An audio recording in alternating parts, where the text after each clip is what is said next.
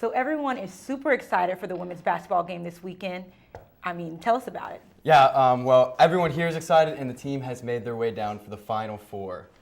The women's basketball team landed in Tampa yesterday for the Final Four to warm weather and warm greeting. The team was greeted with tropical music and some colorful beads as they exited the plane. And there were even a few fans out there looking for autographs from the players. Head coach Dawn Staley wants the players to enjoy themselves and have fun, but at the end of the day, she says this is still a business trip.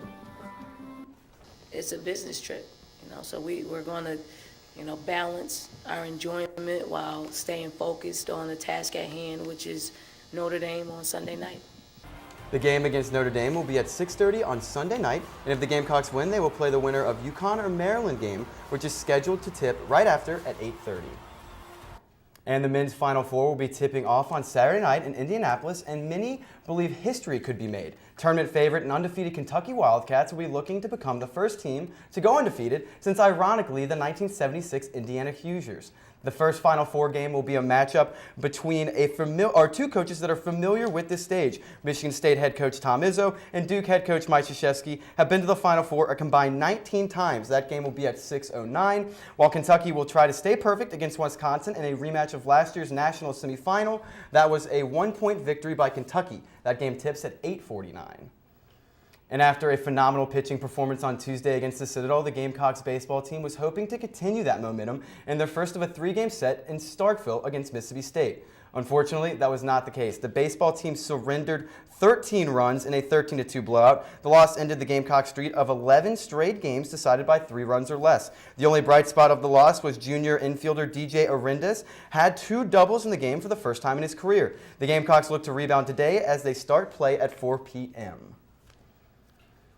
And baseball team is struggling, but the Gamecocks softball team is rolling. The team has won 5 straight games and has outscored opponents by an average of 5 runs per game in that span.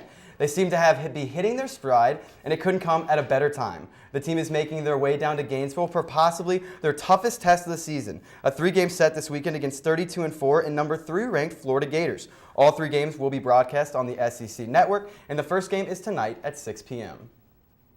And from Connor Shaw to Dylan Thompson, the Gamecock quarterback position has been in excellent hands the past 3 seasons.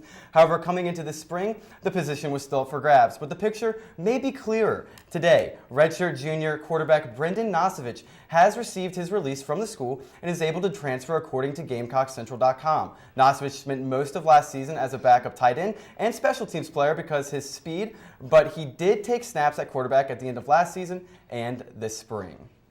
So we obviously wish Nosovich all the best, but for all the Gamecock fans out there, hopefully we will be figuring out who will be playing quarterback for us next year very soon. Maybe you could go out for QB, Ryan. I don't know about that, Sarah.